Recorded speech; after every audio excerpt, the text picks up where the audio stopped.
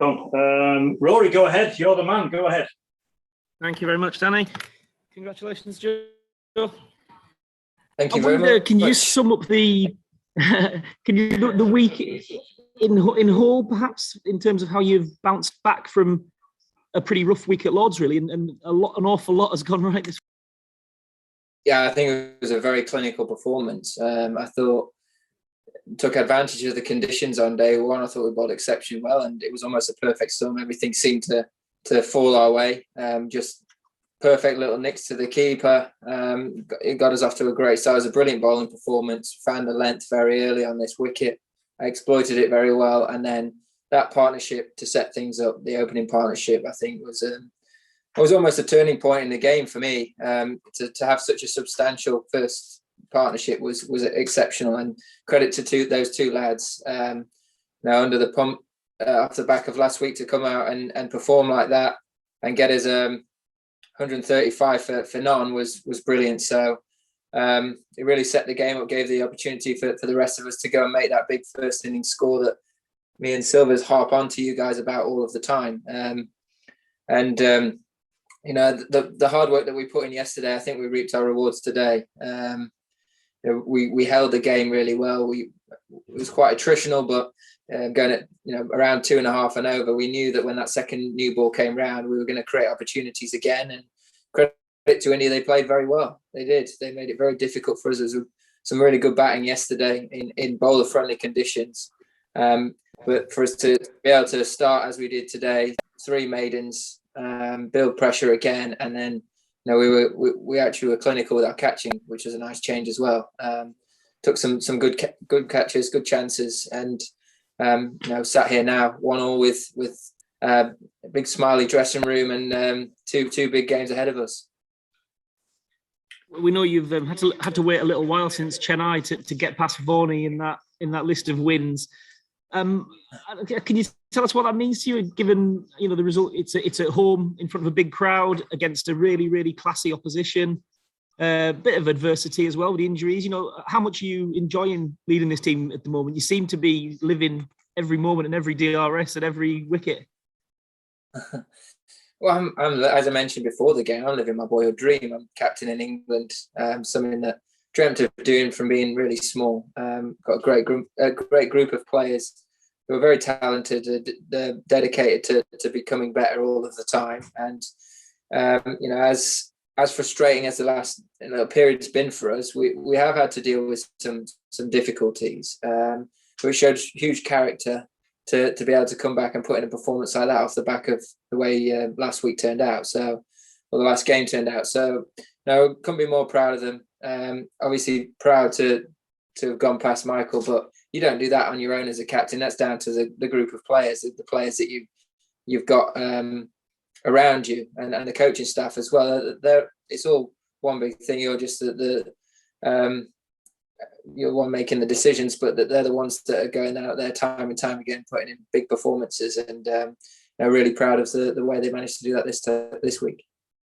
And just lastly, can you, in your captaincy, it's been a long time now, but can you imagine or picture another player who's come into the team since you've been captain and sort of settled quite so smoothly into Test cricket as Ollie Robinson?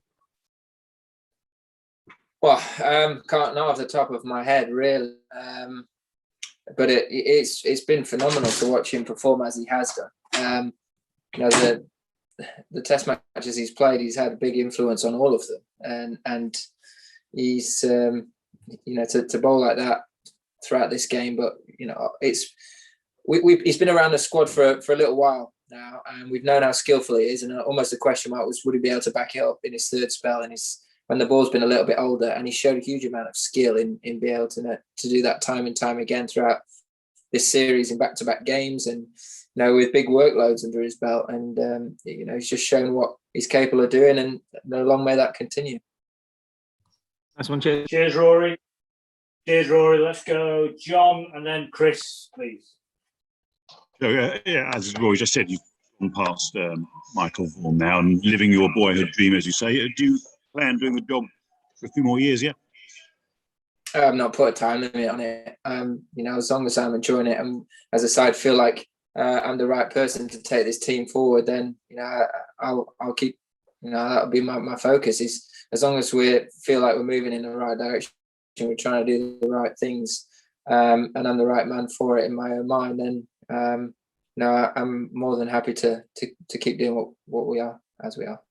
Sounds like your love of the job and enthusiasm for the job is stronger than ever, actually. Yeah, I mean, as I say, it's been a very challenging little period throughout my tenure as captain. There's been a lot to contend with, a lot around the games.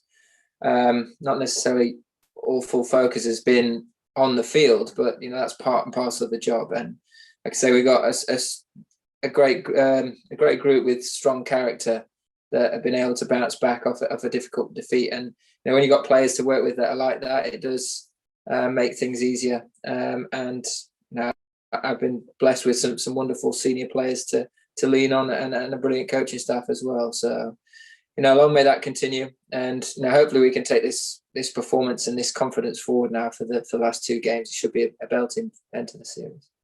Thank you. Okay, go ahead, Chris, and then Will.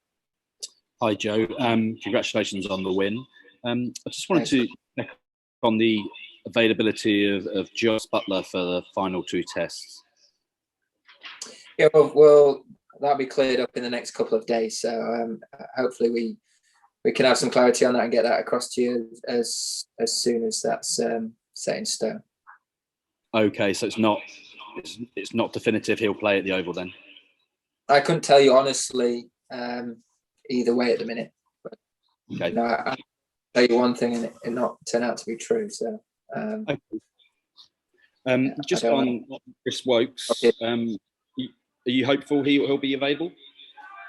Hopeful, hopefully we'll see where he's at over the course of the next few days. And again, I'm not sure how he's pulled up after last night, but it's great to see him out there playing again in a high intensity game. So fingers crossed that is the case. Thanks. So we'll go with Will, and then we'll go with Dean to finish off. Go ahead, Will. Hi, Joe.